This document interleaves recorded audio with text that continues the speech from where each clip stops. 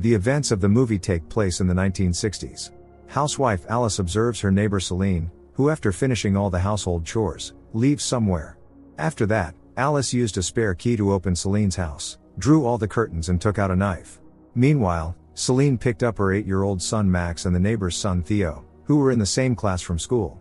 On the way home, they sang a cheerful song. When Celine and the boys entered the house, she was surprised to see the curtains drawn. It turned out that all the friends and family had decided to surprise her for the birthday. Damien, Celine's husband, was supposed to be at a conference in Pittsburgh, but he had made it back in time. Simon, Alice's husband, was also here. Happy Celine thanked everyone for the surprise. Alice presented her with a gift from all of them, a beautiful pearl necklace. While the adults were having fun, Granny Jean, Simon's mother, entertained the boys. Alice cautioned Jean against mixing medication with champagne.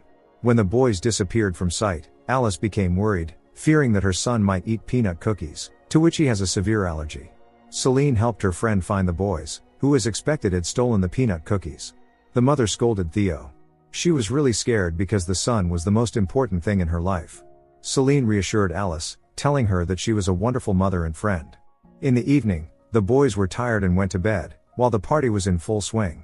Everyone was drinking, dancing and chatting, including about the space race and Jacqueline Kennedy. At some point Simon hinted to his wife that he wouldn't mind having a second child. However, Alice clearly responded without enthusiasm. She used to work for a newspaper but now she had become a housewife. Alice needed some time alone. Later, she and Celine had a heart-to-heart conversation. Alice complained that she was unhappy with her life. Celine on the other hand had learned to appreciate what she had. If Alice decided to return to work, Celine promised to look after Theo whenever necessary. The party was over. Celine and Damien were very drunk. Meanwhile, Alice accused her husband of being tactless. His remark about a second child was inappropriate because Celine and Damien could no longer have children. Simon genuinely didn't understand why his wife needed to work, as he earned a decent income. The next morning, the couples behaved as if nothing had happened. Simon was going to take the boys to school. Celine said that Max would stay home today because he wasn't feeling well. In the afternoon, Alice was pruning roses in the garden when she suddenly saw Max climbing onto the roof balcony. Alice shouted for Max to come down and called for Celine, but she couldn't hear because of the vacuum cleaner. Alice rushed into the house and ran upstairs, but she was too late. Max was no longer there. Celine understood everything from Alice's face and ran outside in horror. There was nothing that could be done for Max. Alice was in a state of shock. In the evening, she and her husband visited their neighbors. Simon hugged Damien, saying how sorry he was. Alice also expressed her condolences. The couple wanted to see Celine, but Damien said they needed to be alone for now. Simon reminded that he and Alice would always be there if they needed anything. At home, Alice heard Celine screaming. Seeing through the window how Damien was trying to calm his hysterical wife, Alice couldn't hold back her emotions. In the morning, the couple carefully tried to explain to their son that Max had an accident and was no longer with them. Due to Theo's age, his parents didn't know if he realized what had happened. Alice knocked on the neighbor's house, but no one opened. She didn't know how to act. She just wanted to support Celine. Today Theo's parents allowed him to stay home from school. Alice saw Theo talking to Celine about Max. The boy already understands what a funeral is. Alice asked her son to come home. She also wanted to talk to Celine but the friend was avoiding her. Alice feels guilty for not saving Max in time. Hugging his wife, Simon said it wasn't her fault but an accident. Theo left his toy rabbit at the neighbors. The parents promised to get it later. Right now the family is grieving for Max just as much as his parents are. The funeral took place soon after. It was a terrible tragedy for everyone. Giving his farewell speech, Damien wept. Celine wore a black veil, as her condition was on the verge of hysteria. Max was a long-awaited child. The couple had worked hard to have him. Alice, Simon and Theo also approached the coffin. Seeing his rabbit there, Theo started crying. A scene ensued. Sitting on the floor, Celine could no longer hold back her sobs. The parents hurried to take Theo out of the church. Simon began to scold the son but Alice stood up for him. Celine knew that the rabbit belonged to Theo and did it anyway. However, no one would judge a grieving mother. Celine was going through the greatest sorrow imaginable. A month passed. For the first time since the tragedy, Celine came to school. No one including Alice expected to see her here. Celine tried to smile, but when she saw Theo she fainted. When she came to her senses in the classroom, she was disoriented. Alice asked Celine why she had come, as it was only making things worse. Celine replied that she could no longer stay at home alone with her thoughts.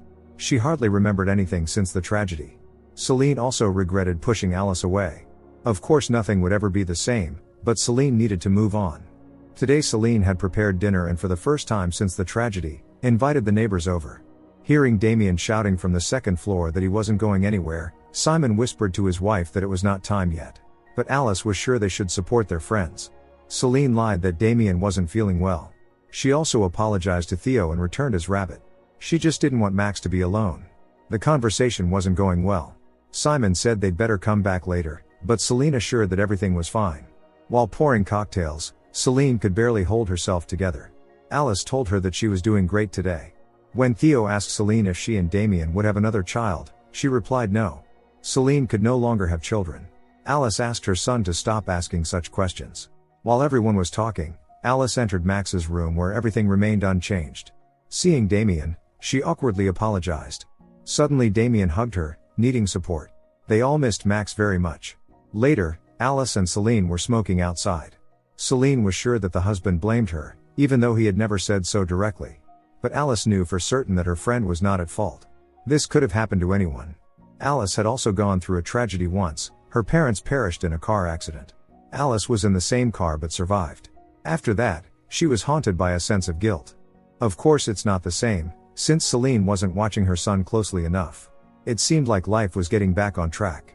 Alice and Celine resumed their friendship. Often after school, Theo would visit Celine for an hour. Alice didn't mind, but deep down she was worried. Seeing Theo on the same balcony where Max had stood that fateful day, Alice panicked and climbed over the fence, shouting for her son to come down immediately. Celine reassured that she had been nearby the whole time. They were just playing with Max's toys. In the evening, Alice told the husband about the situation. Alice was sure that Celine blamed her for not saving Max. However, Simon thought his wife was just being paranoid. This didn't calm Alice down. The next morning she even forgot to make breakfast for her son and husband. Theo's birthday was approaching. The mother asked him whom he wanted to invite from his friends. The boy replied that he wanted to invite Celine and Granny Jean. During Theo's birthday party, Celine only had eyes for him. Everything seemed to be going well. While the guests were having fun, Jean told Celine that she shouldn't have come. This was supposed to be Theo's celebration, not a day of mourning. It wasn't fair to everyone else. Approaching Alice in the kitchen, Celine, barely holding back her emotions, asked what she was doing wrong. Alice honestly admitted that she was worried about the time when Celine took Theo to the balcony. Was Celine angry with her friend for managing to save Theo but not Max? In tears, Celine said that she wasn't capable of such a thing. Spending time with Theo just helped her. Without Max, both of them were lonely. The friends hugged, forgiving each other. Later, while washing the dishes, Alice saw Jean staggering in the yard. Alice rushed outside. Jean was already unconscious by this time. Alice called for help. Celine, who had been a nurse in the past, came running. Jean had no pulse. At the morgue, the coroner asked Simon or his wife to sign the documents. Alice couldn't understand how the mother-in-law could have had a heart attack since she was regularly taking her medication. The doctor said that at her age, anything could happen, but Alice insisted on an autopsy anyway. She didn't like that her son was spending so much time with Celine. In addition to losing the friend, Theo was now also grieving the loss of his grandmother. Celine told Theo that now Grandma Jean, like Max, was in a better place. Hugging Alice, Celine offered her condolences. Alice's anxiety was growing. One day while digging in the garden, she found a pillbox and later put it in her drawer. That night, Alice was awakened by strange noises. She went downstairs to check on her son. Theo wasn't in his bed. Alice ran to the bedroom, panicking and shouting to her husband that their son was missing. It turned out that Theo couldn't sleep and had come to his parents' room. Since Simon was at work, Alice met with the coroner alone, who informed her that no heart medication had been found in Jean's system. Alice was puzzled because she had personally seen her mother-in-law taking some kind of medication. At home, Alice discovered that the pillbox was missing from the drawer. Soon after, Celine, her husband and son came to visit the neighbors again. Celine was very nervous, not allowing the son to take any snacks before the main dinner. With Alice's permission, Theo went to the kitchen to find something tasty. This time Damien found the strength to attend. Simon made a toast, telling the neighbors how much he valued their friendship. They were interrupted by Theo's coughing, as he had an allergic reaction. It seemed that the boy had eaten peanut cookies. The parents rushed their son to the hospital. When Damien and Celine arrived, Alice lashed out at her, accusing of deliberately setting it up to harm Theo. Simon could barely pull his wife away. Alice was convinced that Celine had planned everything. Moreover, Alice was certain that Celine had switched Jean's pills with a placebo. But now that the pill box was missing from the drawer, Alice had no more proof. Obviously Celine had stolen it. Simon couldn't believe that his wife had requested an autopsy without his knowledge. He thought her behavior was starting to look like paranoia. Simon roughly took his wife into the car and pulled the pillbox out of the glove compartment. Simon insisted that he was the one who found the pillbox in the garden, not Alice. He didn't want things to repeat as they had after Theo was born, when Alice almost lost her mind due to paranoia. Alice distinctly remembered finding the pillbox in the garden and putting it in the drawer. Or was she just losing her mind? The couple waited in the hospital corridor, and this wait was excruciatingly long. Finally the doctor said that the worst was over. The parents stayed by Theo's bedside. Simon asked his son why he ate the cookie, even though he knew the consequences. Later, Alice told her husband that they needed to move. However, Simon had no intention of doing so and instead made an appointment for Alice with a psychiatrist. To distract herself, Alice tried to focus on household chores, but it was in vain.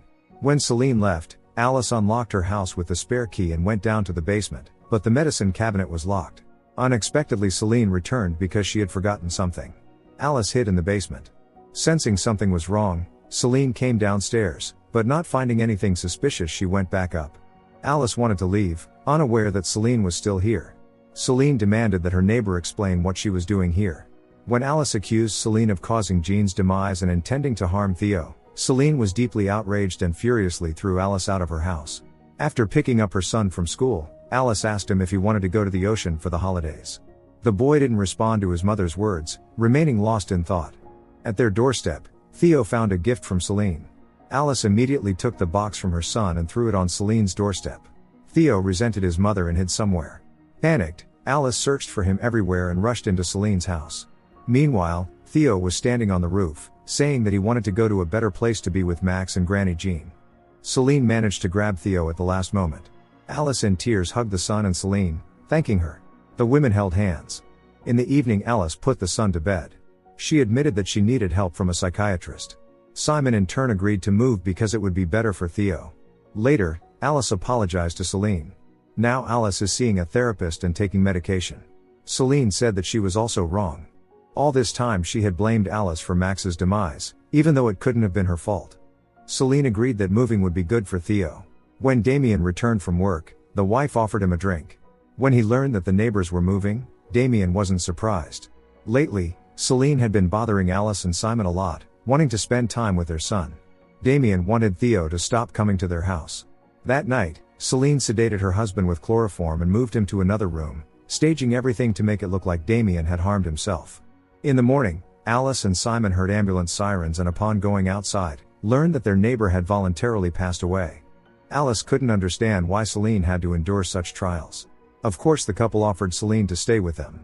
It seemed the woman was devastated and unable even to speak. Alice supported her as best she could, knowing that any words would be powerless. No one knows that Celine has actually devised a cunning plan. In the evening, Alice was reading a bedtime story to the son when Simon returned from work. Celine hadn't left her room all day. Simon blamed himself for not noticing the changes in Damien's behavior. The move would have to be postponed because they couldn't leave Celine alone right now. While Alice was going to go to Celine's house to get some of her things, Theo went in to say goodnight to Celine. Alice felt anxious being in the neighbor's house, where two tragedies had already occurred. Simon fell asleep on the couch in front of the TV. Meanwhile, Celine told Theo that she had a magic potion for insomnia. Suddenly Alice found the key to the medicine cabinet and immediately opened it. Her worst fears were confirmed, and she rushed back to her house. The first thing Alice did was try to wake the husband, but he didn't respond. Grabbing a statue, Alice slowly headed upstairs when suddenly Celine attacked her and tried to sedate her with chloroform. However, Alice managed to push Celine down the stairs. But Celine quickly recovered. Due to the effects of the chloroform, Alice's strength was quickly fading, yet she managed to crawl to the son's room. Celine followed her, determined to take Theo away from his mother. Celine finished what she had started and moved Alice to the couch next to lifeless Simon. Then Celine got rid of all the evidence, staging a gas accident in the house. Alice was still alive. Soon after, a court ruled that Alice and Simon had perished as a result of a domestic accident. The court also agreed to grant custody of Theo to Celine. In the final scene, we see Celine and Theo walking along the shore. Celine said that they have each other, and that's what matters most. Together they will get through this grief. Don't forget to subscribe to our channel not to miss more exciting new products. Also, the authors will be pleased if you leave your opinion in the comments.